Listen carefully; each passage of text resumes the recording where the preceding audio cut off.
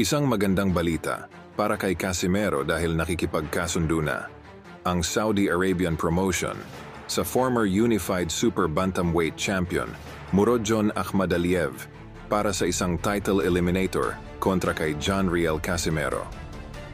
Ang inaabangang laban ni Casimero sa nasabing former Unified Champion ay inaasahang magaganap sa buwan ng Marso ng taong 2025 sa ilalim ng bilyonaryong promoter na si Turki Al-Sheikh.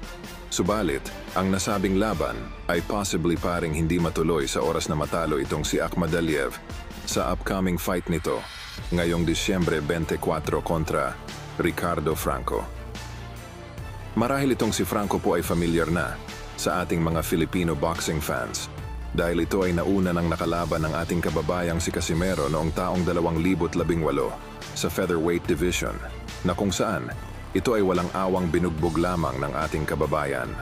Sa parehong senaryo ay expected na ang nasabing Meksikano ay dudurugin lamang din nitong si Akhmadaliev sa kanilang laban ngayong Disyembre 24. Nakakaranas rin ngayon ng walang panguntangang pamumulitika at demolition job itong si Akhmadaliev sa mga mafia ng boxing.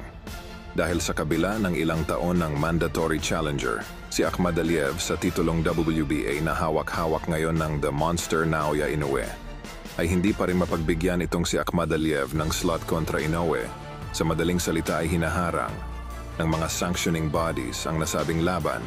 At the same time ay biktima rin ng mafia na sindikato sa Las Vegas itong kampo ni Akhmadaliev sa naging laban nito noong nakaraang taon kontra Marlon Tapales, na kung saan ito ay nadaya sa laban at kalaunan ay nalaman na ang mga hurado sa naging laban ay kasabwat pala ng top rank at ng matchmaker ni Tapales na si Sean Gibbons.